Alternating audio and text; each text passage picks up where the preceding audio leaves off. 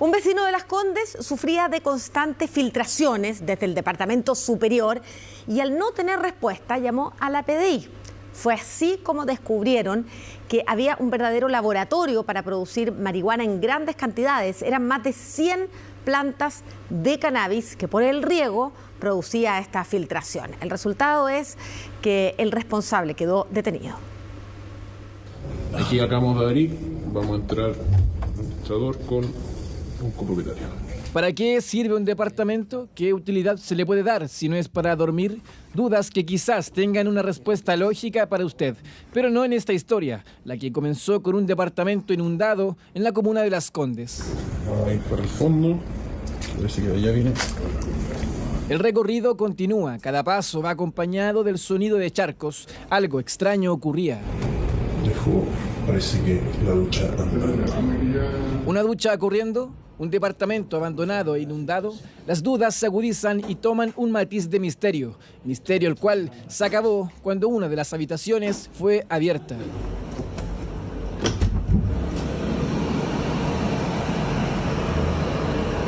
De un edificio en la comuna de Las Condes, donde hacer el ingreso personal del OS7 puedo verificar que el residente de este departamento mantenía sistemas indoor en 2 habitaciones distintas. 120 plantas de marihuana y todo lo necesario para producirlas, por lo que personal OS7 de Carabineros llegó hasta este departamento, el que en ese momento estaba sin residentes. También se logró incautar el sistema indoor, se logró incautar la selladora. ¿Cuál es la finalidad de esta selladora? Que una vez que las plantas ya estaban listas, se cosechaban, este tipo dosificaba, obviamente sellaba y estaba lista para proceder a la venta a distintos microtraficantes, no solamente de la comuna de Las Condes. Eso ya también estamos en parte de investigación donde podemos verificar en qué comunas o a qué organizaciones vendía esta marihuana. Todas las herramientas incautadas, además de las luces LED y un sistema de extracción de aire. Un verdadero laboratorio, el que justamente por estas imágenes quedó al descubierto, aunque no lo crea, por gotas. Bueno, esto pasó porque a las 1:30 de la mañana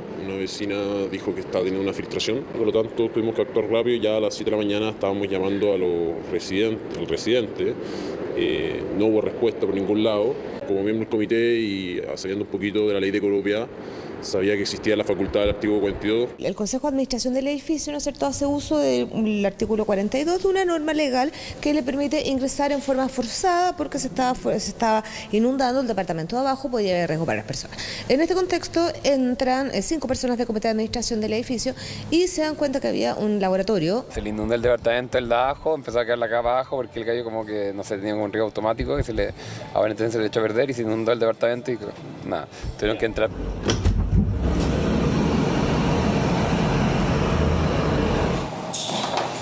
Finalmente el responsable fue detenido. Se trata de un hombre que hace meses comenzó a arrendarlo y fue en plena formalización que negó ser el residente, pero cámaras de seguridad del edificio lo delataron. Él señaló que no arrendaba, que quien lo hacía era su madre. Este departamento no solamente lo mantenían para plantas, para cultivo de plantas de marihuana, sino que también era un departamento donde habitaba una persona. Habían camas, estaba totalmente habitado, tenía loza, la gente, es una persona que vivía en el lugar.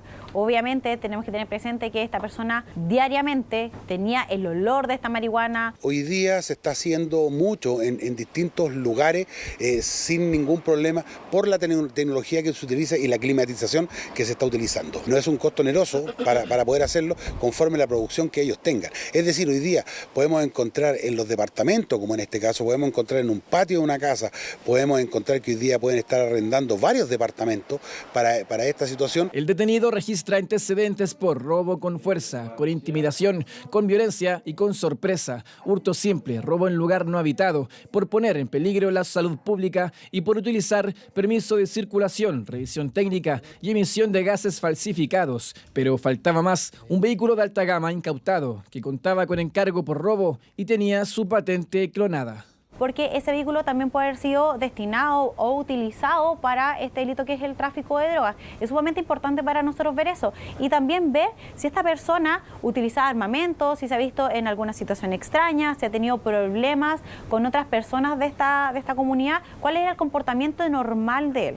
Bueno, y además el hecho de que se le haya encontrado un vehículo bajo su poder que tenía encargo por robo, se configura el delito de receptación y esto se configura como un delito independiente también para la investigación, por lo tanto estaría en la comisión de 2 delitos, esto sería la receptación y el tráfico ilícito de drogas. Justamente y por esos delitos fue formalizado. La Fiscalía Oriente solicitó la cautelar de prisión preventiva, la que fue concedida por el tribunal, dejando un plazo de 90 días para la investigación, plazo en el que este hombre deberá ser investigado por montar un laboratorio de marihuana en pleno departamento.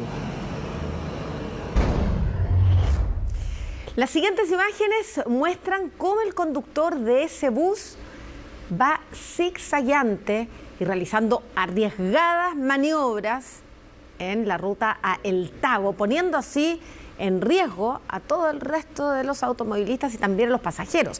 Una situación que terminó con el bus en una comisaría, destruido por otros conductores que intentaron frenar el errático actuar de este chofer. Zigzagueante de un lado a otro, pasándose a la pista contraria, poniendo en riesgo a sus pasajeros y a todo aquel que se cruzara en su camino. El conductor de este bus no midió riesgos al manejar contra el tránsito, a punto de provocar un accidente en más de una ocasión. Lamentablemente no es la primera vez que un bus de pasajeros del Tabo es noticia por conductas como esta. Si va así como loco, manejando, no mira nada, ahí me darían susto, me bajaría. Que paren, que me bajo. Otros echan carrera, pues no están ni ahí, adelantan viniendo autos de frente, no están ni ahí con la gente. A ellos les interesa ganar pasajeros. A lo lejos se ve como un vehículo rojo y gris y una camioneta lo persiguen intentando detenerlo, una persecución que duró varios kilómetros, un nuevo incidente vial que se registra en El Tabo. Hace 2 meses, 2 buses de pasajeros de similares características se enfrascaron en una discusión donde ambos choferes realizaron arriesgadas maniobras, poniendo en riesgo la seguridad de los otros automovilistas y pasajeros. Mira, la chocarle el agua, mira. Ahí la chocarle el agua, mira. Todos los días. Todos los santos días y quiebra los vidrios. La gente está muy alterada, uno mismo se altera de repente, con la misma gente como se altera. Entonces, yo creo que la seguridad pasa primero, si no tienen respeto a Carabineros, menos van a tener respeto en la calle con la gente. Eso sí, este nuevo incidente terminó de una manera muy distinta. El bus y los automovilistas llegaron hasta una comisaría. Ahí los conductores de los autos que perseguían al arriesgado conductor del bus se bajaron y con elementos contundentes comenzaron a romper los vidrios de la máquina ante la presencia de carabineros.